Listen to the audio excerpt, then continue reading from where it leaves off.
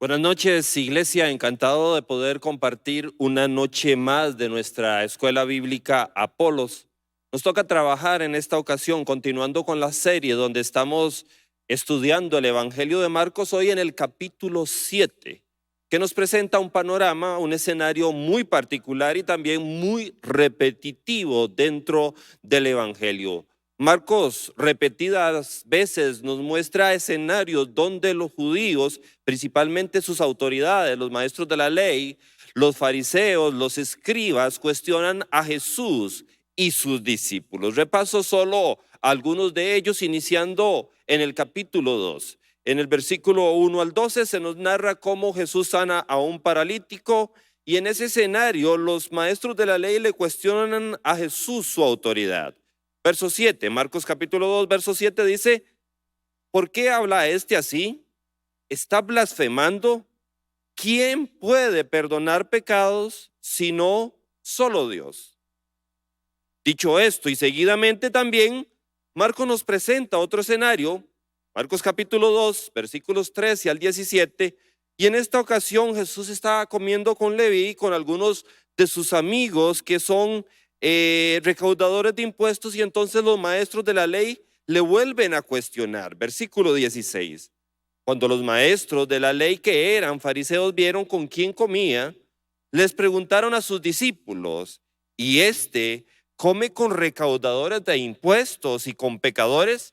Ahora no se le cuestiona su autoridad, sino su relación con las personas de más baja moral dentro del contexto de la Palestina del primer siglo. En el relato que sigue, nuevamente tenemos un cuestionamiento hacia Jesús y sus discípulos. En los versículos de 18 al 22, los judíos notan que Jesús y sus discípulos, y los discípulos de Juan, que los fariseos y los discípulos de Juan ayunaban, pero los discípulos de Jesús no ayunaban. Y entonces le vuelven a cuestionar, versículo 18: ¿cómo es que los discípulos de Juan y de los fariseos ayunaban, pero los tuyos no? Y finalmente, aunque hay muchos otros episodios ahí mismo en el capítulo 2, del versículo 23 al 28, se le cuestiona la obediencia a la ley. Están los discípulos un sábado arrancando espigas, y los fariseos, verso 24, le cuestionan. Mira, le preguntaron los fariseos, ¿por qué hacen ellos lo que está prohibido hacer en sábado? Entonces, a manera de introducción, solo en este capítulo de Marcos se le cuestiona a Jesús y a sus discípulos cuatro cosas: la autoridad de Jesús, la relación que Jesús mantenía tan estrecha y tan cercana con los que a la vista de los religiosos de la época eran las personas más pecadoras, de más baja moral de la Palestina del primer siglo. También se le cuestiona la práctica de las disciplinas espirituales. Se les cuestiona por qué ellos no ayunan cuando los fariseos y los discípulos de Juan el Bautista sí ayunaban. Y lo otro que se les cuestiona también es la desobediencia a la ley, particularmente a la ley que mandaba a guardar el sábado. Notamos en el Evangelio de Marcos como una y otra vez los judíos y sus autoridades principalmente tenían choques con Jesús. La tradición que ellos mantenían de guardar ciertos ritos y ciertas ceremonias chocaban con la vivencia y la práctica natural y normal de Jesús y sus discípulos. Y es en este contexto que quiero introducir el tema de esta noche, porque en el capítulo 7, donde nos toca trabajar, encontramos un escenario similar a estos cuatro que hemos visto en el capítulo 2 de Marcos. En el capítulo 7 nos encontramos a los fariseos cuestionando a Jesús y a sus discípulos porque comen con las manos sucias. No es un cuestionamiento sanitario, sino es un cuestionamiento ritual, ceremonial. Ellos no están preocupados por la parte de salud física, no están preocupados por la parte sanitaria, sino por la parte ceremonial. Y es aquí donde en este capítulo 7, desde el versículo 1 hasta el versículo 23, encontramos el relato en el que vamos a trabajar en esta noche. Estos 23 versículos podemos dividirlos en dos bloques claramente diferenciados. Del capítulo 7, versículos 1 al 13, encontramos en primer lugar lo que se llama un escenario, un episodio de disputa, donde Jesús está disputando con sus detractores, en este caso los fariseos, acerca de el elemento ritual de la fe judía. Y luego, a partir del verso 14 hasta el verso 23, tenemos a Jesús enseñando primeramente a la multitud y luego a los discípulos. Dicho esto, quisiera que por favor me acompañe a leer de un solo tiro estos 23 versículos para tener un marco general de la secuencia, de la estructura del pasaje, y luego voy a permitirme proponer algunas características o distorsiones más bien que la religiosidad produce en aquella persona que la abraza y que se somete a ella. Empezamos a leer capítulo 7, verso 1 del Evangelio de Marcos. Dice de la siguiente manera: los fariseos y algunos de los maestros de la ley que habían llegado de Jerusalén se reunieron alrededor de Jesús y vieron a algunos de sus discípulos que comían con manos impuras, es decir, sin habérselas lavado. O sea, están cuestionando, repito, no la parte sanitaria, sino la parte ceremonial. Los discípulos no están siguiendo el rito que acostumbraban los judíos de lavarse las manos antes de ingerir los alimentos. A partir del versículo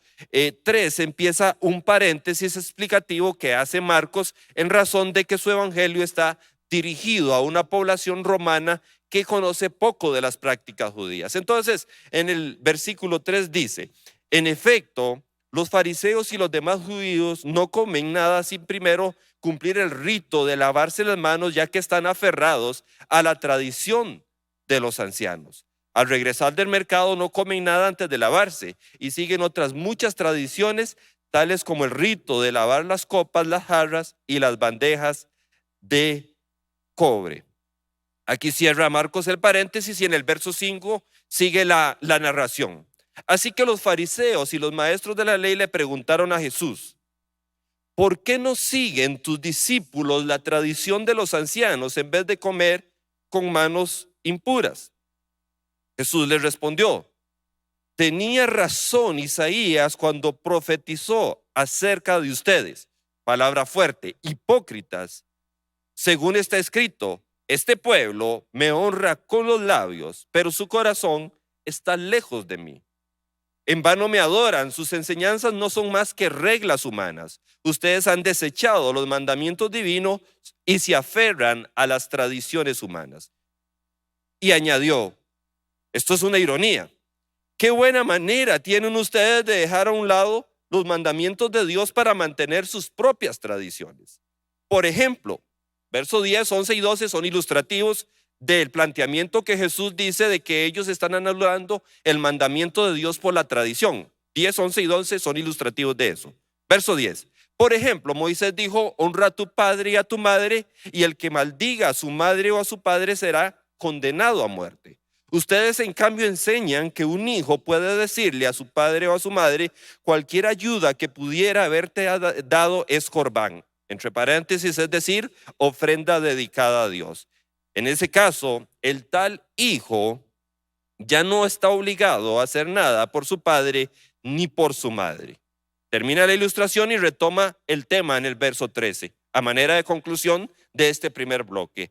Así, por la tradición que se transmiten entre ustedes, anulan la palabra de Dios y hacen muchas cosas parecidas. Aquí termina el primer bloque, lo que es el escenario de disputa. Ahora empieza el segundo bloque, que es la enseñanza de Jesús, en primer lugar a la multitud y en segundo lugar a los discípulos en privado. De nuevo Jesús llamó a la multitud. Escúchenme todos, dijo, y entiendan esto. Nada de lo que viene de afuera puede contaminar a una persona, más bien lo que sale de la persona es lo que la contamina. Después de que dejó a la gente y entró en la casa, sus discípulos le preguntaron sobre la comparación que había hecho. Verso 18, ¿tampoco ustedes pueden entenderlo?, les dijo.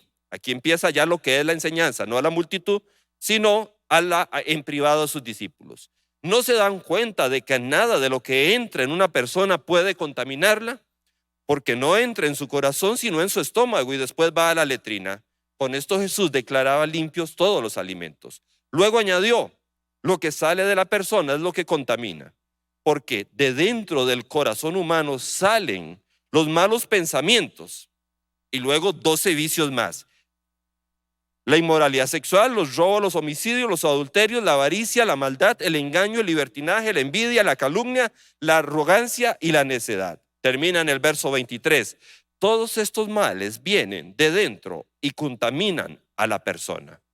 El cuadro en el capítulo 2 de Marcos y en estos primeros 23 versículos del capítulo 7, básicamente tienen un tema central. Es el contraste entre una vivencia de la fe que está fundamentada en el tradicionalismo, en la religiosidad, que es la que acostumbraban a practicar las autoridades judías, y una vivencia de la fe más vital, una vivencia de la fe más relacional, más personal, que es la que Jesús está tratando de enseñar a sus discípulos y de establecer a partir de su relación con Dios. Antes de ir a escuchar las primeras respuestas, quisiera permitirme definir para efectos nuestros lo que voy a entender por religión. El tema de esta noche es atrapados en la religiosidad. Y el tema surge a partir de la lógica de que, como hemos visto, las autoridades judías vivían aferradas a sus tradiciones de antaño, una vivencia de la fe seca que le quitaba el color a la vida, le quitaba el color a ellos, y cuando se aferraban a esas tradiciones, entonces terminaban distorsionando toda la vivencia de la fe. Una de las primeras cosas que aprendí de nuestro pastor Ricardo es a enseñar definiciones propias acerca de algunos conceptos. Y para efectos nuestros quisiera proponer que religión es la vivencia distorsionada de la fe que distorsiona mi relación con Dios y con los demás. Ojo, la redundancia es intencional. Vivencia distorsionada que distorsiona. Es intencional. Vivencia distorsionada de la fe que distorsiona mi relación con Dios y con los demás. Planteo, por lo tanto, que cuando vivimos la fe de manera inadecuada, de manera distorsionada, el resultado de esa vivencia de la fe es que afecta a mi relación, en primer lugar con Dios y en segundo lugar con los demás. A partir de ahora, luego de escuchar la reacción en las redes, voy a describir desde mi punto de vista 7 distorsiones que una vivencia religiosa de la fe crea en nuestras vidas. Gracias, gracias Fabio. Sí, creo que tal vez no con la precisión que lo estás diciendo, pero creo que esa distorsión sí la vemos en varias de las definiciones que tenemos, y tenemos bastantes por acá de la participación que tenemos de la gente en redes. Por el Face la gente nos está contactando. Emerranto todos nos dice: un religioso es aquel que tiene un divorcio entre lo que habla y su estilo de vida. Eso es parte precisamente de lo que se leyó en este texto. Daniel Fallas nos aporta: cuando la persona pone las obras por encima de la gracia. David Jackson, un saludo David por allá, él nos dice: mucha prisa tiene el religioso por señalar el error ajeno y más bien es lento para buscar el propio. Gabriela Badilla nos aporta y dice: religiosidad es creer y pregonar que basta con cumplir algunos rituales, hacer una que otra cosa buena y no reconocer quién es Jesús ni verle a él como un redentor. Eduardo Calvo aporta: los religiosos hacen más ritos, se preocupan más porque los vean y menos amor y gracia por el prójimo. Y por último, en YouTube, Priscila Moreno nos dice: una persona religiosa tiene muchas reglas, pero poca compasión. Creo que coincidimos con la mayoría de todas estas enfoques que tenemos por acá, en realidad con todos, y muchísimas gracias por hacer ese aporte. Y antes de irnos, no sé, Fabio, si nos vamos de una vez con la siguiente pregunta, que está muy vinculada, ¿verdad?, con la que estamos trabajando, y de una vez dejamos a todos los que nos están viendo pensando en lo siguiente. Ya nos dijo usted cómo reconocer a una persona religiosa. Ahora, la siguiente pregunta es: ¿cuáles son los peligros de la religiosidad? ¿Cuáles son los peligros de...? Yo lo diría, hagámoslo a plano personal, ¿verdad? Porque dijimos en todo lo que hablamos en las definiciones que el religioso señala muy fácilmente. ¿Y qué tal si hacemos ese ejercicio antirreligioso nosotros mismos y decimos: ¿cuáles serían los peligros de yo yo, Gustavo Bustos, digo, convertirme en una persona religiosa? ¿Cuáles son los peligros que se podrían venir a mí de yo ser una persona religiosa? Transformar este regalo de Jesús en una simple religión. Así que esta es la siguiente pregunta. ¿Cuáles son los peligros de convertirme en una persona religiosa?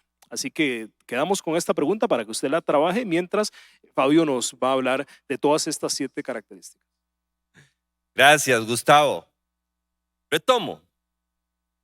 La persona religiosa es alguien que vive una fe distorsionada y la vivencia de esa fe distorsionada lo lleva a distorsionar su relación con Dios y con los demás. Pero ¿cuáles son esas 7 distorsiones que a partir de Marcos capítulo 7 podemos señalar? En primer lugar, la religiosidad distorsiona mi autopercepción. La conducta recurrente de las autoridades judías señalando a Jesús y a sus discípulos se fundamentaba en una percepción propia de superioridad moral. O sea, estamos hablando de alguien que considera que está por encima de los demás y por esa mala percepción de sí mismo piensa que tiene derecho al señalar las faltas de los demás. La religiosidad distorsiona la forma en que nos vemos a nosotros mismos. Creemos que cumpliendo con los ritos, con las ceremonias, ya por eso somos moralmente superiores a las demás personas y medimos la madurez espiritual o la salud espiritual por criterios erróneos. Alguien podría creer que mucho conocimiento de la Biblia es sinónimo de madurez y de salud espiritual, pero no necesariamente, no necesariamente. Los fariseos eran amplios conocedores de las Escrituras y estaban espiritualmente enfermos. Alguien podría pensar que la cantidad de tiempo de estar en la fe, de haber abrazado la fe, es sinónimo de salud espiritual o de madurez espiritual, pero no necesariamente. Alguien podría estar por muchos años en la fe y no crecer espiritualmente. Alguien podría pensar que el cumplir con una serie de ritos, de ceremonias que la iglesia me solicita o yo me autoimpongo, eso es sinónimo de madurez espiritual y no necesariamente. Alguien podría pensar que por el hecho de ser servidor o líder de iglesia ya está espiritualmente saludable, pero tampoco son sinónimos. Aunque cada una de estas cosas que menciono seguramente es parte de una buena salud espiritual, ninguna de ellas por sí mismas es sinónimo de madurez espiritual. La religión afecta la conciencia de nosotros mismos, nos vuelve ciegos hacia nuestra necesidad de Dios y nos hace parecer a nuestros propios ojos mejores de lo que somos. De hecho, nos vuelve ciegos a nuestra propia ceguera. Pensaba cuando trataba este punto, se me venía a la mente la imagen, la idea de alguien que se mira en uno de esos espejos que lo hacen ver a uno más grande. No sé si usted los ha visto. Usted se para al frente del espejo y el espejo lo hace ver a uno más grande. Pues la persona religiosa sufre de este mismo mal. Se mira en el espejo de sí mismo, no en el espejo de la palabra de Dios, no en el espejo de hermanos sabios que nos señalan situaciones que debemos de corregir, y por vernos en un espejo inadecuado, entonces lucimos más grandes de lo que somos y nos creemos la imagen de nosotros que estamos viendo.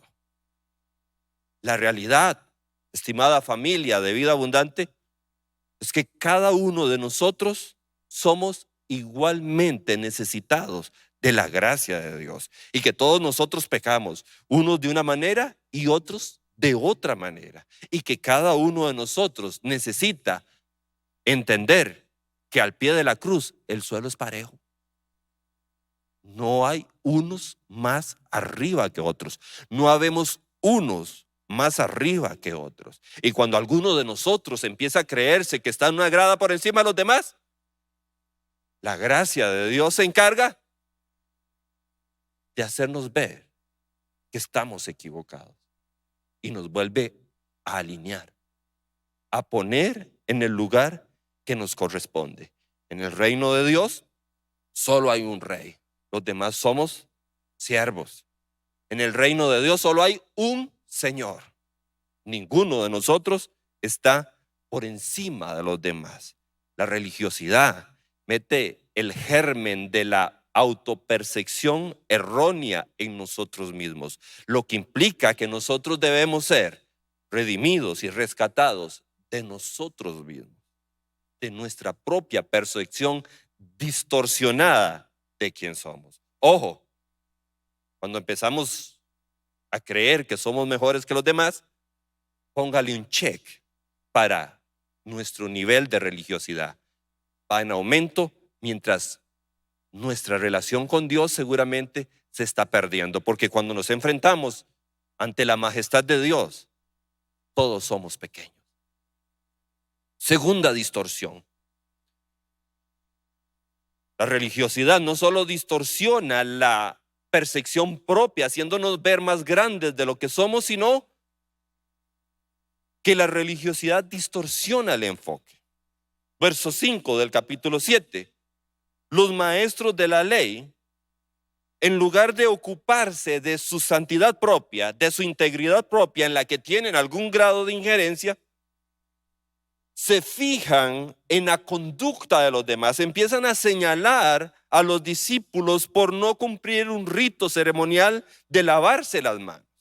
Y este es el segundo germen que ataca cuando tenemos una vida altamente religiosa y tradicionalista. Nos olvidamos de nosotros mismos y nos empezamos a ocupar de los demás. Nos enfocamos mal, la religiosidad distorsiona el enfoque. Porque déjenme decirle una cosa. La única persona a la que nosotros podemos ayudar a cambiar somos a nosotros mismos. Digo ayudar a cambiar porque quien nos cambia es Dios. Pero con Dios podemos colaborar solo en cambiar a una persona, a nosotros mismos. A los demás no es tarea nuestra, es tarea de Dios y de ellos. Pero la religiosidad nos desenfoca, nos hace olvidarnos de nosotros mismos, que somos los únicos sobre los cuales tenemos injerencia, y nos permite y nos lleva a mirar a las demás personas. Y entonces no solo nos creemos superiores a las demás personas, sino que desde ese delirio de superioridad, desde esa falsa percepción de ser moralmente mejores que los otros, nos dedicamos a corregir a los demás. A esto la Biblia y Jesús le llama ocuparse de la paja ajena y no sacar el tronco que está en nuestro ojo. En tercer lugar, la religiosidad distorsiona nuestra adoración. Versículos 6 y 7. Jesús les contestó: tenía razón Isaías cuando profetizó acerca de ustedes, hipócritas, según está escrito. Ojo, la descripción de Isaías que ahora Jesús le aplica a aquellos religiosos de su época. Este pueblo me honra con los labios, pero su corazón está lejos de mí. En vano me adoran. Atención, palabra fuerte. En vano me adoran. Jesús lo que está diciendo es: lo que hablan es pura paja.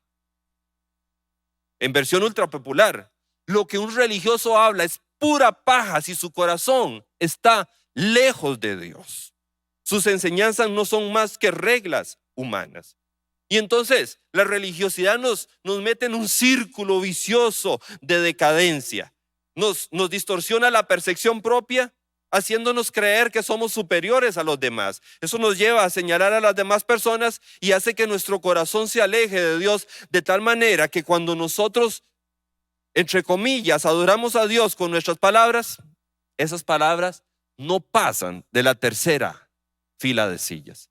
No llegan al cielo porque provienen de alguien que solo habla, pero que tiene el corazón lejos de Dios. Por eso es que la religiosidad me aleja de la verdadera devoción a Dios. Hace que mi adoración sea vana, aunque tenga palabras teológicamente correctas, aunque mi voz sea técnicamente correcta, aunque mi voz sea rítmica, cadente y hermosa, aunque suene bonito.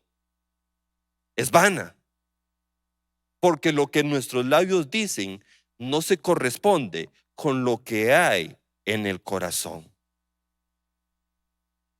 Por eso es que la persona que se sacude, que quiere sacudirse de la religiosidad, tiene que asegurarse de que su relación con Dios es genuina, es real, es verdadera.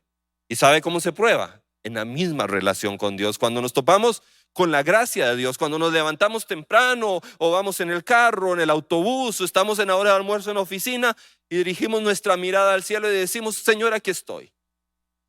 Y nos empezamos a dar cuenta qué pequeñitos somos a la par del gran Dios. Y entonces en esa sensación de pequeñez que tenemos, adquirimos la percepción correcta de nosotros mismos. No nos atrevemos a señalar a los demás porque sabemos que los más necesitados somos nosotros.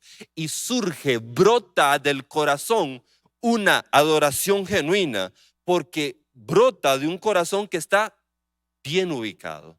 No brota de un corazón que está autoengañado. Este pueblo me honra con los labios, pero su corazón está lejos de mí. ¿Cuántas veces habremos dicho: te amo, Señor? Y nuestra vida grita que no lo amamos.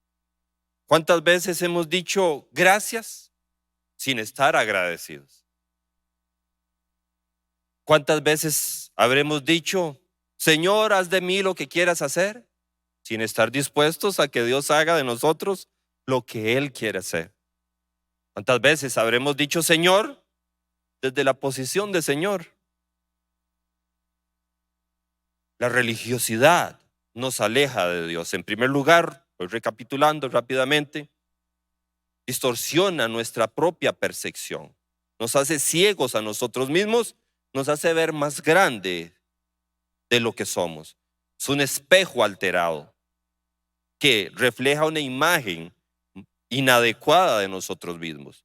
Desde esa posición falsa, ilusoria, de autosuperioridad moral, nos encargamos entonces de señalar a las demás personas. Eso hace vana nuestra adoración porque aleja nuestro corazón de Dios y también distorsiona nuestra obediencia. Versículos 8 y 9. Jesús le dice a aquellos fariseos: ustedes han desechado los mandamientos divinos y se aferran a las tradiciones humanas. Y añadió, aquí viene sarcasmo: qué buena manera tienen ustedes de dejar a un lado los mandamientos de Dios para mantener sus propias tradiciones.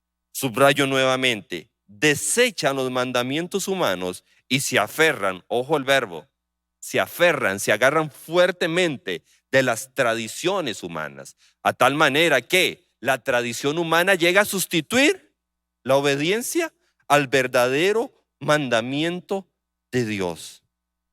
Los mandamientos humanos entonces sustituyen los mandamientos divinos, de manera que terminamos obedeciendo, comillas, a nuestra manera y no a la manera de Dios, que al final termina siendo una forma de desobediencia. Cuando nosotros desobedecemos el rito, pero no el mandamiento, cuando nosotros obedecemos la tradición, pero no el mandamiento divino, entonces no estamos obedeciendo, estamos cumpliendo una serie de reglas, de ceremonias que pueden tener cualquier apellido religioso, católico, evangélico, y puede tener el apellido de cualquier denominación religiosa. El común denominador es que son reglas puestas por los seres humanos y que terminan sustituyendo el mandamiento verdadero de Dios.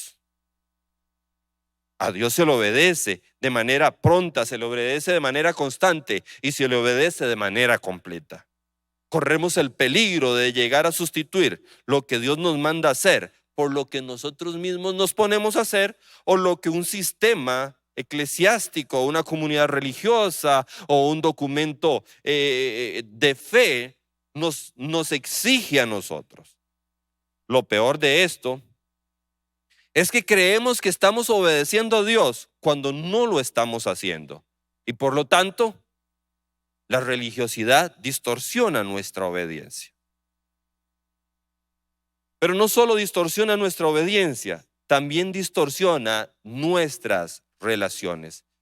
El principio de cambiar las tradiciones humanas de cambiar los mandamientos de Dios por las tradiciones humanas es ilustrado en los versículos 10 al 12. Jesús dice, por ejemplo, Moisés dijo, honra a tu padre y a tu madre, y el que maldiga a su padre o a su madre será condenado a muerte. Ustedes, le dice Jesús a los fariseos, en cambio enseñan que su hijo puede decirle a su padre o a su madre cualquier ayuda que pudiera haberle dado es corbán, es decir, ofrenda a Dios. En ese caso, el tal hijo ya no está obligado a hacer nada por su padre ni por su madre.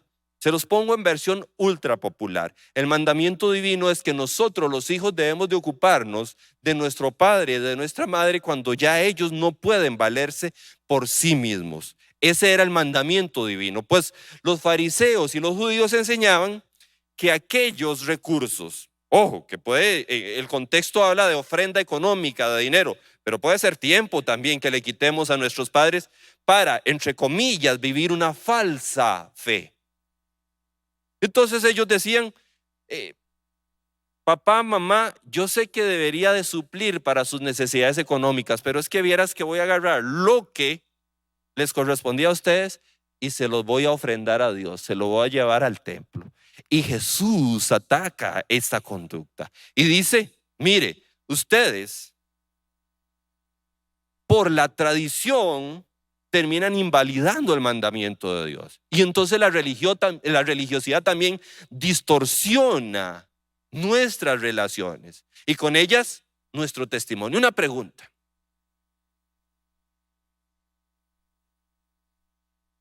¿A cuántos de nosotros una vivencia distorsionada de la fe termina lastimando las relaciones con los más cercanos, con los que Dios puso con nosotros?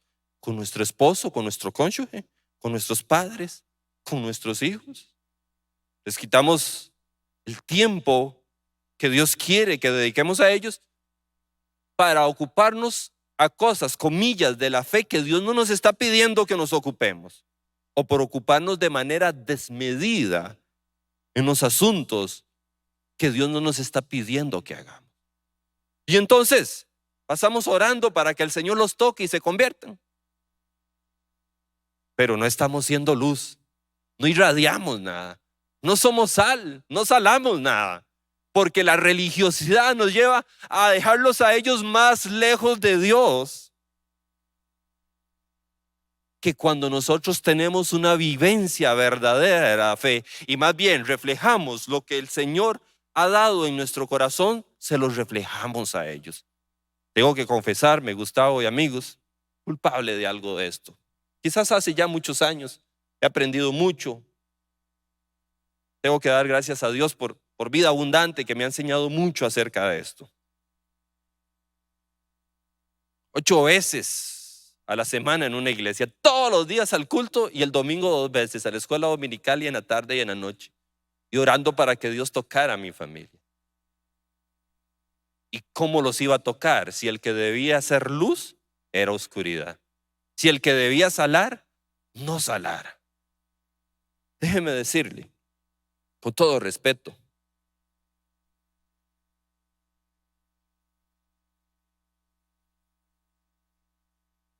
que lo que hagamos para Dios no sea un obstáculo para llevar luz a nuestra familia. Dios nunca nos va a pedir que obedezcamos algo si para obedecer esto tenemos que obedecer algo más importante. Seguramente Dios nos quiere como luz de nuestras familias, de nuestras casas.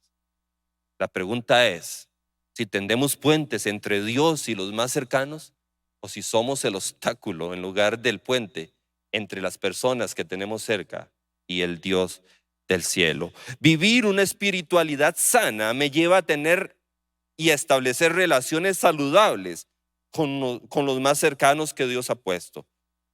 Vivir una espiritualidad sana nos debería convertir en mejores esposos, esposas, padres, hijos y vecinos.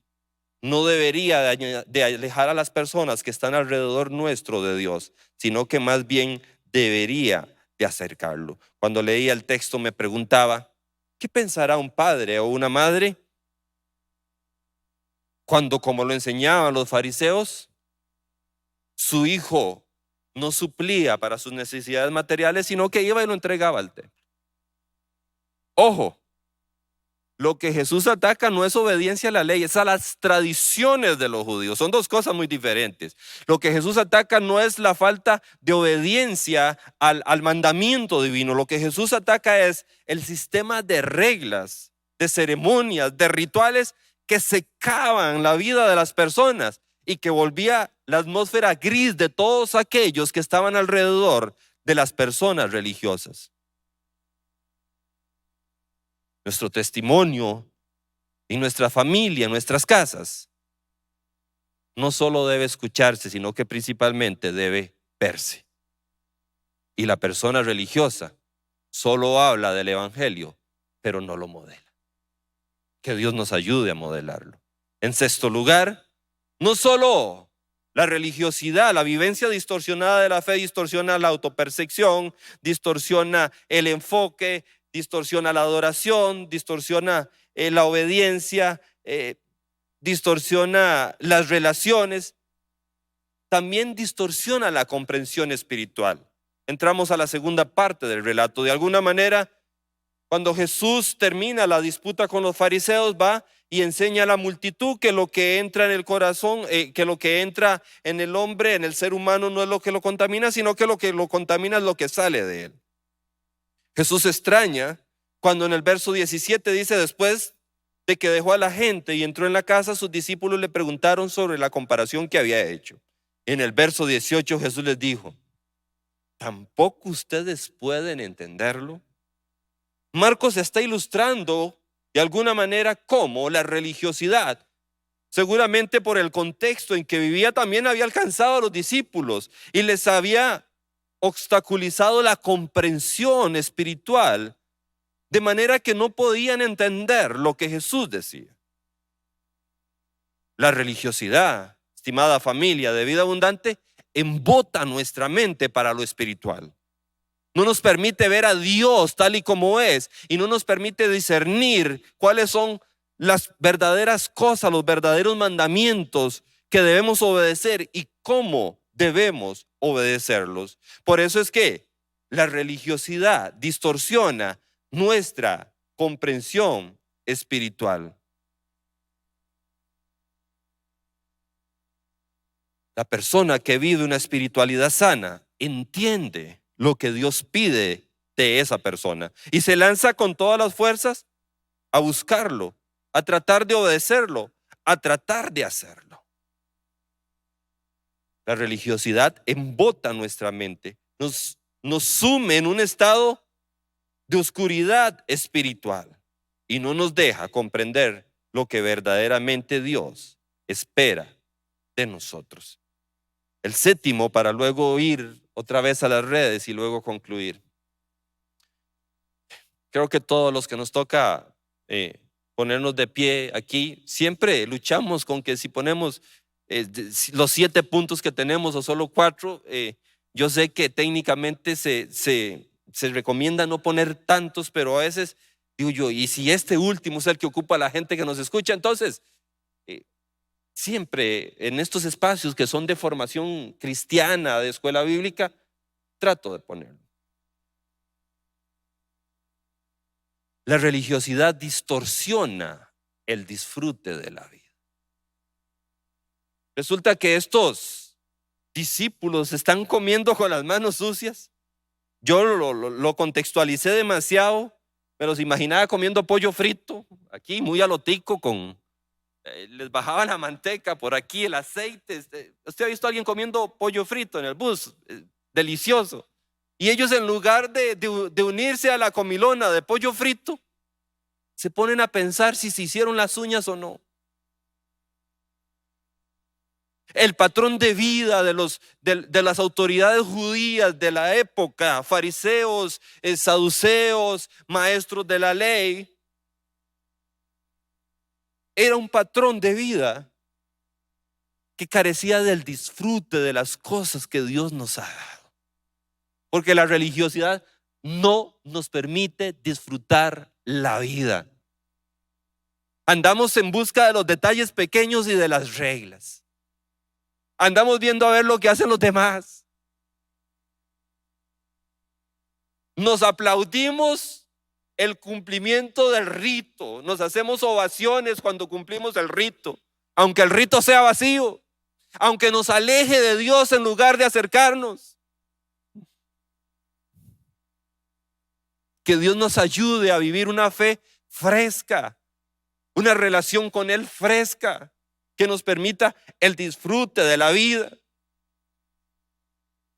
que nos permita no ocuparnos de los demás, sino ocuparnos de nosotros mismos, que somos quienes en realidad necesitamos ser transformados y sobre los cuales tenemos injerencia. Ponía en mis notas que el tradicionalista, el que está atrapado en la religión, multiplica las leyes y divide la gracia. Busca que la ley haga lo que únicamente la gracia puede hacer. La vida cristiana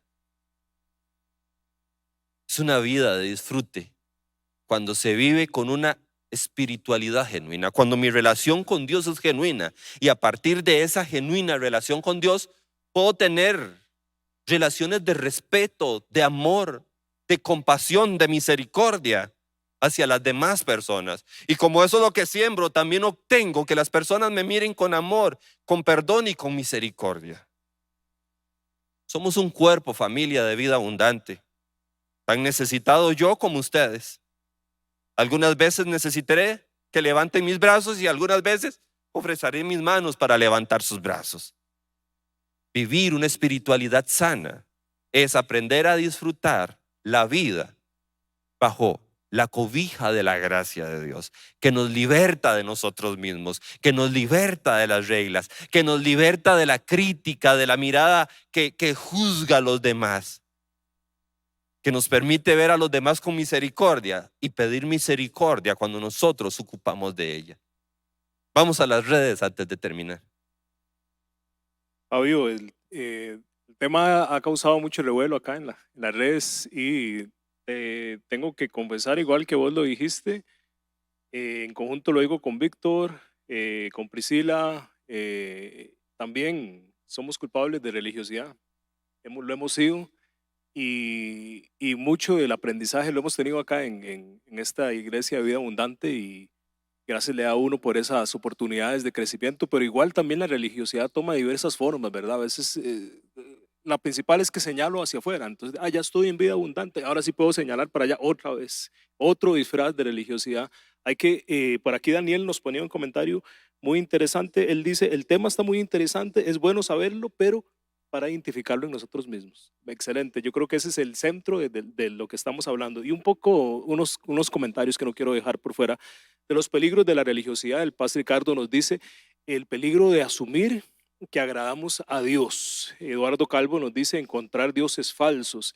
Gaby nos dice, puede hacer olvidar de dónde nos sacó a Dios y que Él sigue trabajando en nosotros. Walter nos dice, la religiosidad nos llena de temor. Y Priscila Renk, y cierro con nos dice, Dios quiere de nosotros, sí, nuestra obediencia, pero no ese sacrificio al estilo del Antiguo Testamento, ¿verdad? En la Biblia nos dice, el sacrificio es de labios, pero de labios sinceros, que están verdaderamente conectados a un corazón que está entregado al Señor. Así que muchas gracias a todos por sus comentarios, como siempre nos enriquecen la enseñanza de todos los que estamos acá y los que están allá. Y cerramos con vos, Fabio. Gracias, Gustavo. Hacerme para aquí adelante.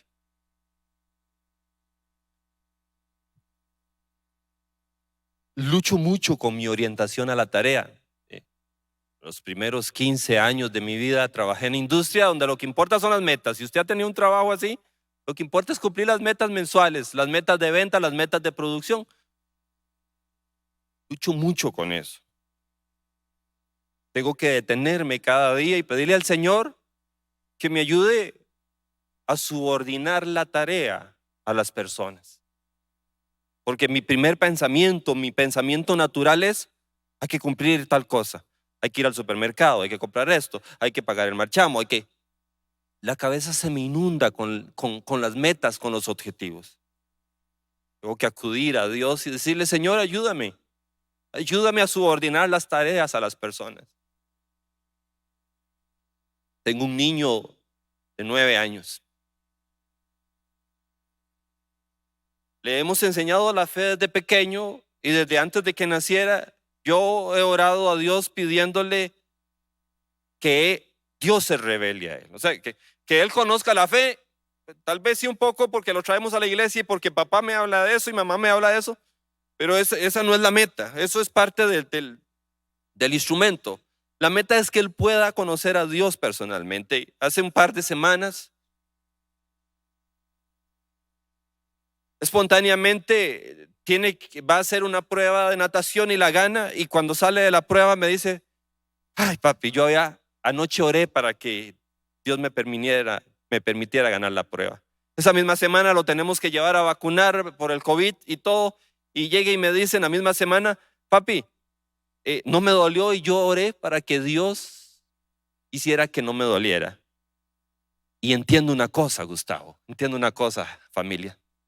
Dios está contestando una oración de mi corazón. Mi hijo está empezando a tener su propia relación personal con Dios. Su propia relación personal con Él. Él está orando y está viendo cómo Dios le responde y está encantado con eso. Y me doy cuenta de que uno de los más grandes peligros entre mi hijo y Dios soy yo. Porque mi humanidad puede modelar a un Cristo que no es correcto. Porque mi humanidad puede invisibilizar a Jesús y visibilizar la religión. Y le pido al Señor, Señor, líbrame de mí mismo y libra a mi hijo de las trazas de religiosidad que puedan haber en mí. Jesús termina diciendo que es del corazón que salen los vicios, los peores vicios del ser humano: moralidad sexual, robos, homicidios, adulteros, avaricia, maldad, engaño, libertinaje, envidia, calumnia, arrogancia. Y yo le pondría ahí un gran etcétera. Y entonces, en medio de esa oración, le pedí al Señor que me enseñara cuáles son esas trazas de religiosidad que quedan en mí. Quisiera ofrecer estos 3 elementos para concluir en esta noche. La pregunta es si estamos enfermos de religiosidad. Podría escribirse un tomo muy largo de esto. Lo resumo así. Una espiritualidad sana pone en primer lugar a Dios, en segundo lugar a las personas. Ese es el mandamiento. Primero, ama a Dios sobre todas las cosas y luego a tu prójimo como a ti mismo. Dios en primer lugar, las personas en segundo lugar, principalmente las que Dios puso más cerca de nosotros, nuestros hijos, nuestros padres, nuestros cónyuges. En tercer lugar, y si queda a campo, las reglas. Cuando nosotros tenemos a las reglas por encima de Dios y de las personas, el diagnóstico es religiosidad. La buena noticia es que todos podemos ser libres de la religiosidad. Si usted y yo nos sentimos atrapados en la religión, Cristo está para librarnos de la religión y sumergirnos en una relación vital, en una relación real, rica, deliciosa, disfrutable con Él, y que luego se va a reflejar en relaciones saludables de amor, de gracia y de perdón con las demás personas. Que Dios nos ayude a quitarnos el germen de la religiosidad y que no permita que seamos obstáculos entre Él y las demás personas. Buenas noches, iglesia.